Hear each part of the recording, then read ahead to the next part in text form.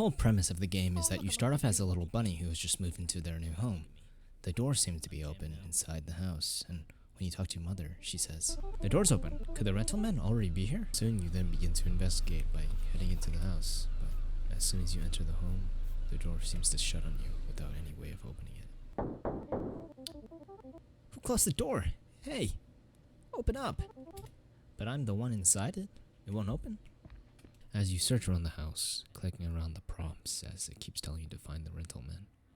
When you eventually do find him, he tells you that you're stuck, and you have to find these items to exorcise the curse. Artifacts. It's 6 crosses, a woman behind bars, some angry man. No, not me.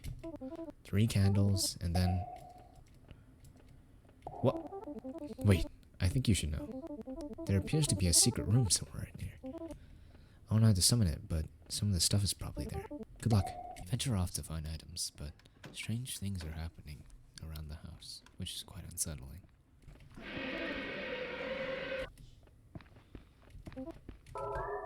Found a candle. Then, shortly after, you seem to meet a creature.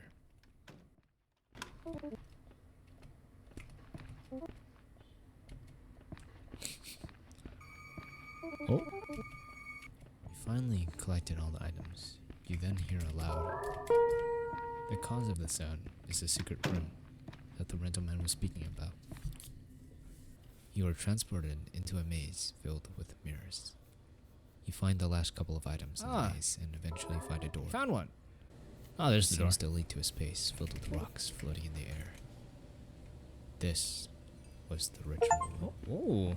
You place all the items into a circle and chant. Pirica, Perella, Pulperina, Pepperuto.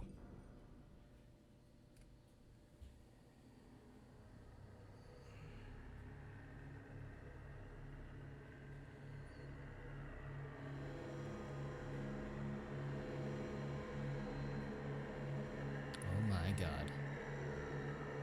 Yo, he's got the... Oh, what the fuck?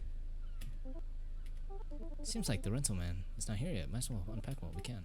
Never mind. Could you go check? I don't think we should go inside the house. That's it? No, it was not it. The game gives you an achievement telling you you have completed your first run. And you have to complete the game one more time.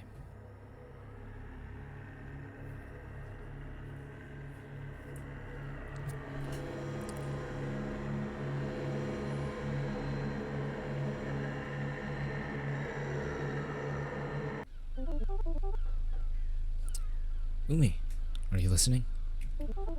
I said the seaside fog is getting denser. Did you see? We're almost there.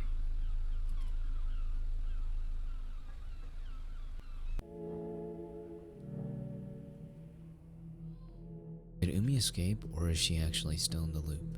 If you look on the developer page, animetaproject.com, they explain that Animeta is a house for a wandering soul who died away from home. So, could Umi already be dead, and this loop is the afterlife for her? If you go into the Steam page, you can buy the fanzine as DLC. It uploads a PDF into your game that you can read more information about.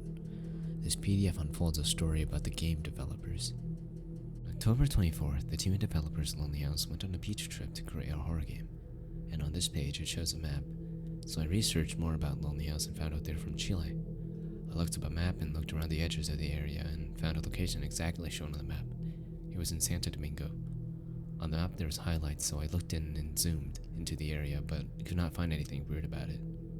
There was no house located on that pinpoint either. But theoretically, if there was a house, it could be the house the team was staying at.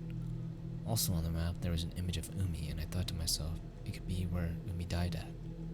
As from before, if you look up what an Animeta is, it tells us that it is a roadside shrine from those who have unjustly died, and the pinpointed house, which I think could be her shrine, as it does not exist in the reality that we live in. While the developers stayed at this house, they found objects which were from the game inside of it. On another note, when they lit the candles inside the house, it stayed eternal, which could mean this house is in an isolated space where time doesn't move the same. This house has plenty of strange quirks about it. Apparently a door opened leading into the television room. The developers proceeded to play Silent Hill on it, but they heard footsteps from the character in game even when the audio was not plugged in. And while having their lunch, they were visited by a man in a suit which told them to make a game about the house, and if they didn't, they would be trapped there forever.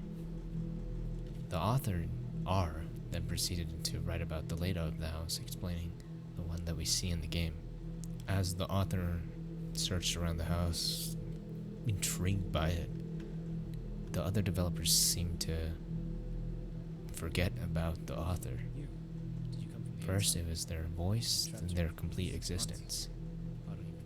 As the author explored more of the house, eventually it led to a labyrinth, which could be the Hall of Mirrors. On the 15th page, it tells us that the developers are packing up, but our author R could not find any of their valuables, and when they finally found an item, time passed for a while already, it being November 5th already, and they couldn't leave. As our author R being stuck in this house, they started to enjoy the life there.